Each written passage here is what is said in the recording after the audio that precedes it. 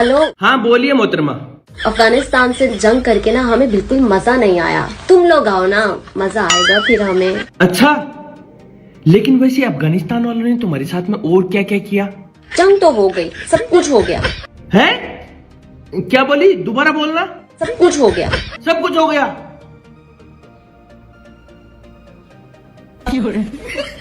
लेकिन वो मजा नहीं आया जो इंडिया वालों के साथ लोग जंग करके आता है। पहले तुम ये डिसाइड करो कि तुमको जंग करनी है या फिर और कुछ करना है। वैसे तुमको असल में जंग करनी कौन सी है? अरे हम तो पहले से 140 करोड़ बैठे हैं यहाँ पर, और ऊपर से तुम आ गई मजा मांगने। तो कोई ना, फिर भी हम भारत वाले तुमको खाली हाथ नहीं भेजेंगे। चलो भाई बताओ, कौन कौन से स्टेट के लोग इनके साथ में जंग करना चाहता है? बड़ा हरामी हो बेटा। पाकिस्तान में बैठ के हमें समझाने वाली कौन होती है कि हमें क्या बोलना चाहिए और क्या नहीं बोलना चाहिए। इसलिए ये पूछना चाहता हूं कि जब हमारा 26/11 हुआ था तो ईरान कुछ बोला था? जब पहलगाम हुआ था तो ईरान कुछ बोला था क्या? जब पुलवामा हुआ था तो ईरान के कुछ दर्द हुआ था क्या? क्या उसने पाकिस्तान को फटकार लगाई थी क्या? नहीं लगाई थी। वो उसकी जियोपॉलिटिक्स थी, ये हमारी जियोपॉलिटिक्स है। डिबेट है, इसलिए आपसे तर्क पे बात कर रहा हूं। तो हमारी परेशानियों में ईरान ने आंसू नहीं बहाए।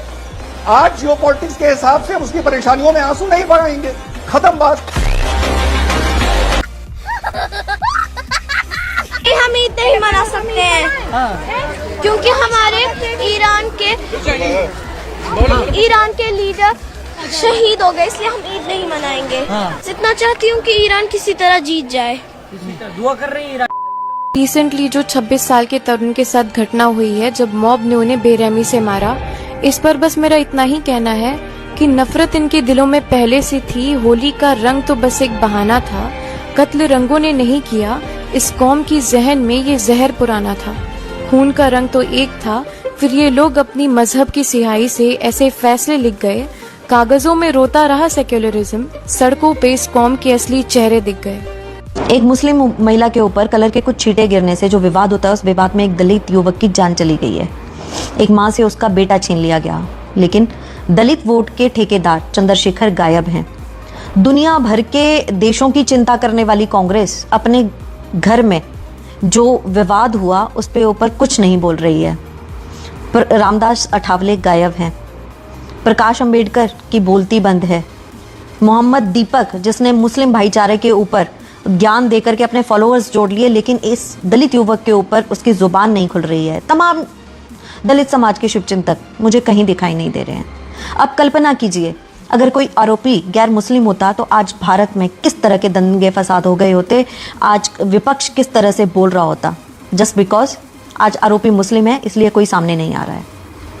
इस दो कौड़ी के सलीम ने, जो खुद को मौलाना सलीम चतुर्वेदी कहता है, बिहार के एक मजहबी मंच से बैठकर योगी जी की मां पर अभद्र टिप्पणी किया। योगी जी की अम्मा का गोश्त लिया के खा देते। तो भारत देश में बैठकर योगी जी की मां के बारे में ऐसे अपशब्द कहेगा, गौ माता को लेकर मजाक बनाएगा, तू बच जाएगा। हर जगह बीजेपी के कार्यकर्ता इसके पुतले जला रहे। पुतले मत जलाओ भाई, जब ये मौजूद है तो पुतले क्यों जलाओ? बिहार की सरकार आपसे यह आग्रह रहेगा कि इसको पकड़ कर ठूंस दो, नहीं तो इनकाउंटर करो। बर्दाश्त से बाहर हो रहा है। हम किसी के धर्म और मजहब के बारे में गंदा नहीं कहने जाते। कोई हमारे बारे में कैसे कह सकता है, और वो भी एक ऐसे मुख्यमंत्री जिसने अपना परिवार छोड़ा हुआ है। 5 साल 7 साल की उम्र में अपनी फैमिली छोड़ दी, सब उन्हें भूल चुके हैं, बच्चे उनको पहचानते नहीं है। जिसने इतनी सारी कुर्बानियां दी अपने देश के लिए, अपने धर्म के लिए, अपने समाज के लिए, उसको गंदी गालियां निकालेंगे और बिहार की सरकार, यूपी की सरकार चुप रहेगी, खामोश रहेगी। भारत के हिंदू चुप रहोगे। हम तो योगी से हाथ जोड़ के कहते हैं कि योगी आए। पुलिस उनकी, मुसलमानों की, हिंदुओं की लड़ाई होती है तो उनकी साइड लेती है पुलिस, और हमारा जैसे को धक्के देके निकालती है। ये हमने आंखों देखी देखे है। इंडिया का लेफ्ट विंग वो पागल कुत्ता है जिसे वैक्सीन की बहुत जोरों से जरूरत है। सपोज करो ये इंडिया है और ये हमारी वाटर टेरिटरीज है जहाँ पर इंडिया पूरी तरह से रूल करता है। अब ईरान की जो शिप है इंडियन वाटर टेरिटरी से भी 370 किलोमीटर दूर है, और अमेरिका ने ईरान पर अटैक कर दिया। लेफ्टिस्ट का दिमाग बोल रहा है कि अमेरिका और ईरान की लड़ाई में ईरान की शिप डूब गई, तो इसमें मोदी की गलती है। नहीं बनना मुझे स्लमडॉग। पिछले 24 घंटे से पप्पू के पालतू पिल्ले एक सोशल मीडिया पोस्ट को दिखाकर ये प्रोपेगेंडा फैला रहे हैं कि अमेरिका ने भारत की बहुत बड़ी बेइज्जती कर दी, भारत को रशिया से पेट्रोल खरीदने की 30 दिन की परमिशन देकर। जबकि यह है अमेरिका का ऑफिशियल नोटिफिकेशन, जिसमें रशियन फेडरेशन को परमिशन दी गई है कि वो अपने शिप्स पर लोडेड क्रूड ऑयल और पेट्रोलियम को 30 दिन के अंदर अंदर सिर्फ भारत को सप्लाई कर सकता है, किसी और को नहीं। इसमें कहीं नहीं लिखा कि भारत को रशिया से ऑयल खरीदने के लिए मात्र 30 दिन की परमिशन दी गई है, क्योंकि भारत रशिया से लगातार ऑयल खरीद रहा है और इंडियन गवर्नमेंट ने कोई भी नोटिफिकेशन जारी नहीं किया कि भारत रशिया से ऑयल नहीं खरीदेगा। इसलिए किसी भी सोशल मीडिया पोस्ट पर भरोसा मत कीजिए कि भारत ने रशिया से ऑयल खरीदना बंद कर दिया है। याद रखिए, सोशल मीडिया पोस्ट ऑथेंटिक नहीं होता है, गवर्नमेंट का नोटिफिकेशन ऑथेंटिक होता है। और इस नोटिफिकेशन से भारत का सम्मान घटा नहीं बल्कि बढ़ा है, क्योंकि आज जहां आधी दुनिया पेट्रोलियम के लिए तरस रही है, वहां भारत की पेट्रोल सप्लाई को रुकने नहीं दिया जा रहा है। इसलिए अपने देश और सरकार पर भरोसा रखिए और ऐसे बहरूपियों का बहिष्कार कीजिए जो हमारे देश को बदनाम करने का प्रोपेगेंडा चलाते हैं। जय जय श्री राम।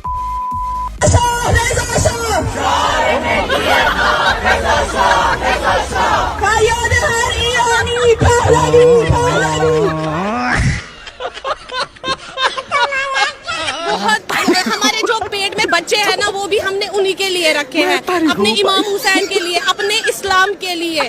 तो हमसे प्लीज ये सवाल मत कीजिए, प्लीज। आज हो गया। ओ भाई, मारो मुझे, मारो मारो मुझे, मारो मारो।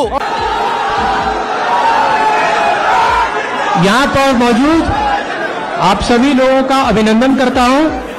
आप सब अपना कीमती समय निकालकर यहाँ पर आए। मैं आपका स्वागत करता हूँ, नमन करता हूँ, आभार व्यक्त करता हूँ। मैं जदयू के पार्टी कार्यालय आया हूँ, यहाँ जदयू की सदस्यता ग्रहण करने आया हूँ। मैं एक सक्रिय सदस्य के रूप में पार्टी का ख्याल रखने का कोशिश करूंगा। मेरे पिताजी ने राज्यसभा जाने का निर्णय लिया है, ये उनका निजी फैसला है, मैं उसे स्वीकार करता हूं, आदर करता हूं। शेर, कल भी शेर था, आज भी शेर है, क़यामत तक शेर रहेगा। एक ख़ामेनेई मरेगा, 1000 ख़ामेनेई ऊपर।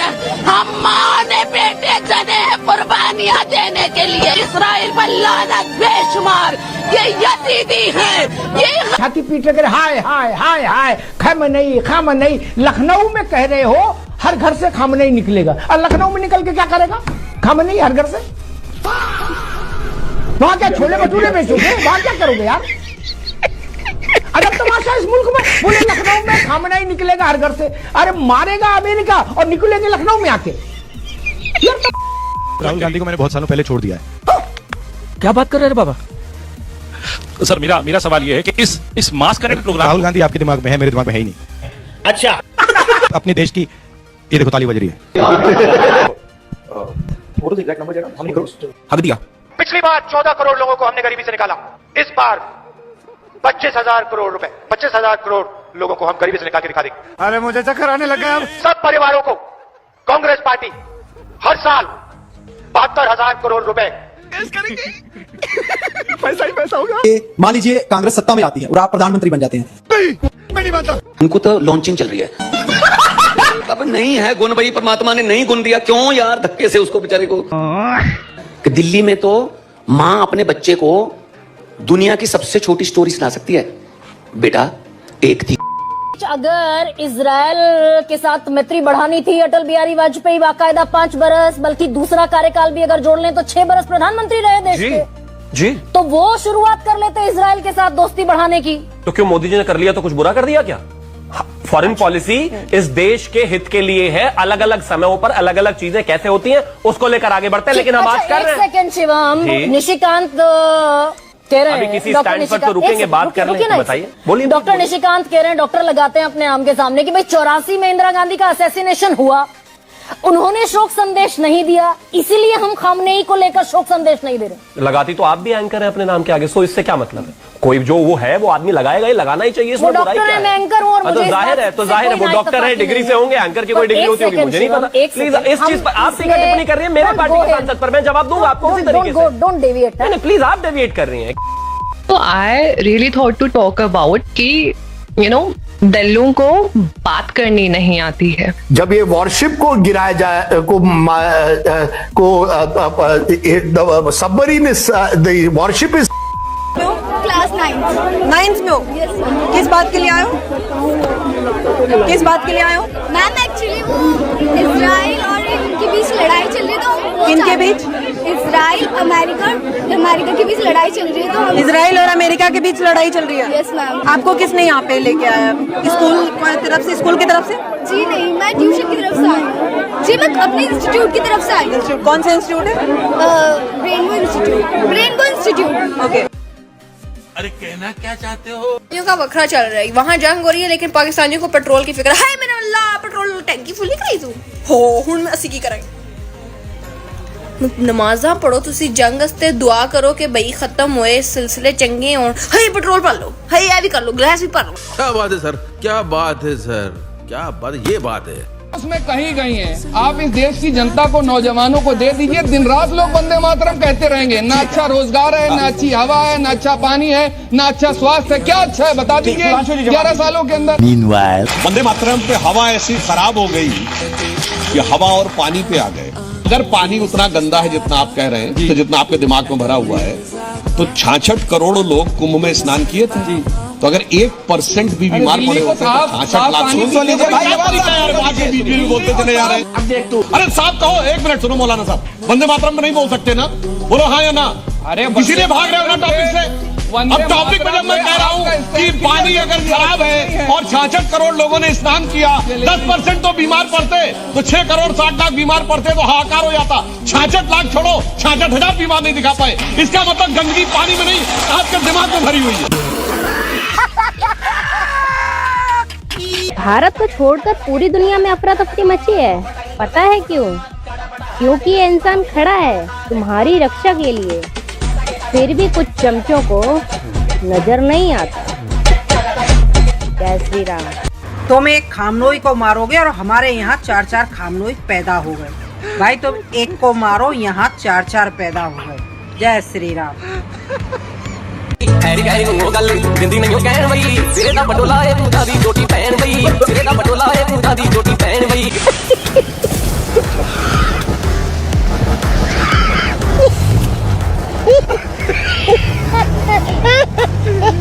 And India has taken steps to diversify its sources of imported crude by reducing purchases of Iranian oil, a fact that I officially reported to our Congress. The rise of countries are determined by the countries. The rise of India will be determined by India.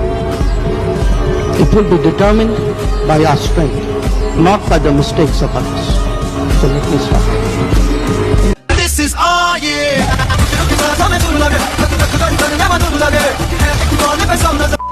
आप क्या समझते हैं कि क्या सिर्फ Iran निशाना है? Iran बहाना है, पाकिस्तान निशाना है। तुम्हें कैसे पता चला? तुम्हें कैसे पता चला?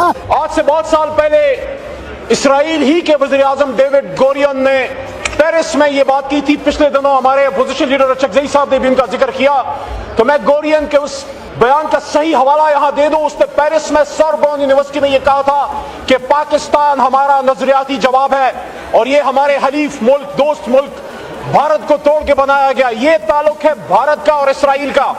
अल्टीमेटली खुदा न खास्ता अगर ईरान को नुकसान पहुंचता है तो ये नुकसान फिर पाकिस्तान का होगा।